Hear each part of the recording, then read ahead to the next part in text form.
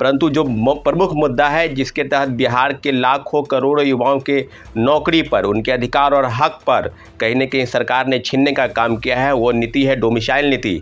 तो डोमिसाइल नीति पर प्रोटेस्ट होना तय है। और जिस प्रकार से हम लोग अभी विचार कर रहे हैं कि डोमिसाइल नीति एक ऐसा नीति है जिस प्रकार से लोग, अब देखिए विडंबना के 14 राज्यों के लोग बिहार में शिक्षक बन गए। बात करेंगे बिहार का सबसे बड़ा मुद्दा, और जिसको लेकर सरकार की तरफ से, विभाग की तरफ से और जो आयोग है उसके तरफ से जिस प्रकार की गतिविधि सामने आई है, पूरी तरीके से अब लगातार जो चौथे फेज की बहाली जिसकी बात हो रही है कि STET के बाद जो TRE-4 है उसके आयोजन होने की संभावना है।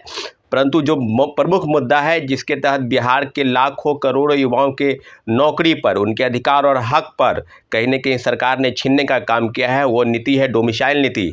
आपको याद होगा TRE-1 के पहले जब ये मामला क्लियर हुआ था कि बिहार में डोमिसाइल नीति जो है वो लागू रहेगा, तो स्पष्ट तौर पर यह स्पष्ट हो गया कि कम से कम 10% या 15% सरकार जो है ये डोमिसाइल नीति के तहत किसी दूसरे राज्य के लोगों को यहाँ मौका देगी। बाद बाकी जो 90-95% जो नौकरी है, मोटा मोटी जो नौकरी है, वो बिहार के लोगों को डोमिसाइल नीति के तहत उसमें स्पष्टीकरण के तौर पर सामने आ गया। परंतु आज जिस प्रकार से बिहार के नेता प्रतिपक्ष और उस समय में डिप्टी CM रहे तेजस्वी यादव लगातार उस समय में कह रहे थे, उन्होंने 2020 के विधानसभा में 2 वादा किया था कि बिहार के नौकरियों पर पहला हक किसी का है तो वो बिहारियों का है, और दूसरा जो पेपर लीक धांधली सेटिंग, उसके तहत उन्होंने कहा था कि हम जब हमारी सरकार बनेगी तो पेपर लीक धांधली सेटिंग आदि चीज़ों पर हमारी ठोस कार्रवाई होगी।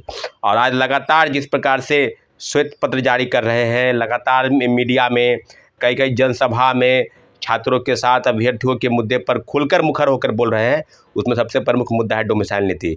आपने कहा था कि सबसे पहले कैबिनेट की बैठक में 10 लाख सरकारी नौकरी की बात, और सबसे पहला जो मुद्दा है वो डोमिसाइल नीति।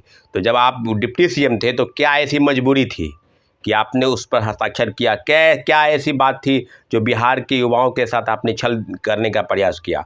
और आज फिर पुनः डोमिसाइल नीति की मांग हम लोग इसलिए करते हैं क्योंकि जब पूरी तरीके से सरकार की प्रतिबद्धता सामने आ गई, आप तमाम चीज़ों को देखेंगे तो ये पाएंगे कि बिहार सरकार के तरफ से डोमिसाइल नीति पर विशेष स्पष्टीकरण तो सामने नहीं आया है, लेकिन लगातार हम लोग गुहार लगा रहे हैं। जब तीनों फेज की बहाली, बात बिल्कुल सही है कि 4-5 महीने में लगभग 2 लाख से ज़्यादा लोगों को सरकारी नौकरी मिली, उसका आंकड़ा बिहार सरकार की तरफ से 3 लाख के आसपास का है, लेकिन हम लोग मानते हैं कि 2 लाख से 2.25 लाख लोगों को नौकरी मिली।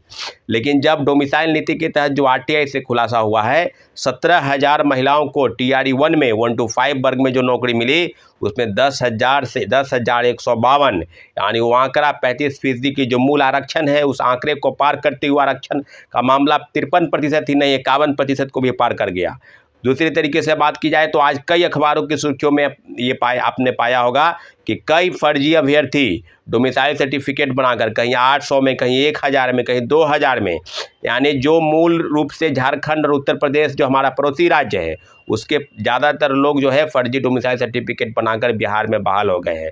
तो यही विडंबना है, TRE-1 से लेकर TRE-2 तक व्यापक तौर पर डोमिसाइल फर्जी सर्टिफिकेट बनाकर बिहार के जो निवासी है उसका प्रमाण पत्र बनाकर बहाल हो गए हैं। और आज छटनी चल रही है, छटनी हो रही है। तो जब छटनी आप करते हैं तो उसकी जगह पर न रिवाइज रिजल्ट प्रकाशित होता है, न सप्लीमेंट्री रिजल्ट प्रकाशित होता है, और लगातार छात्रों अभ्यर्थियों की मांग को दरकिनार किया जाता है। तो इसलिए हम मांग करते हैं कि बिहार के सभी नौकरियों में, सिविल सेवा को छोड़ दिया जाए तो सभी सरकारी नौकरियों में डोमिसाइल नीति लागू करे सरकार।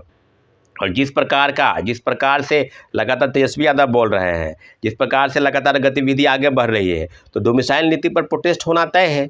और जिस प्रकार से हम लोग अभी विचार कर रहे हैं कि डोमिसाइल नीति एक ऐसा नीति है जिस प्रकार से लोग, अब देखिए विडंबना के 14 राज्यों के लोग बिहार में शिक्षक बन गए, और बिहार के लोग, बिहार के युवा और नौजवान जो बेरोजगार हैं, जो लगातार शिक्षक बहाली या अन्य प्रतियोगिता परीक्षा की तैयारी करते हैं, उनके लिए जो दूसरा रास्ता है नौकरी नहीं लगने के बाद, वह है किसी दूसरे प्रदेश में पलायन का मामला, किसी दूसरे प्रदेश में जाकर रोजी रोटी ढूंढने का मामला।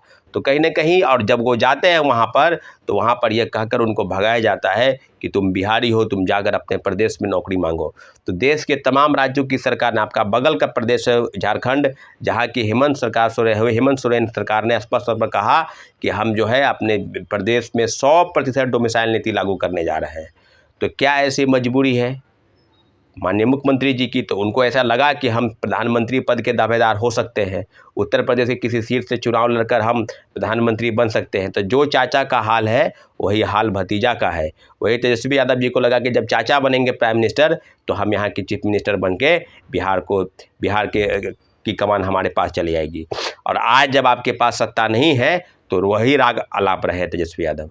तो हम बिहार सरकार से मांग करते हैं, माननीय मुख्यमंत्री जी से मांग करते हैं कि बिहार के सारे नौकरियों में सिविल सेवा को छोड़ दिया जाए, सभी नौकरियों में डोमिसाइल नीति लागू करें। अगर लागू नहीं करती है तो जल्द से जल्द एक बहुत बड़ा जन आंदोलन आपको दिखाई देगा। साथियों, धन्यवाद। जय हिंद।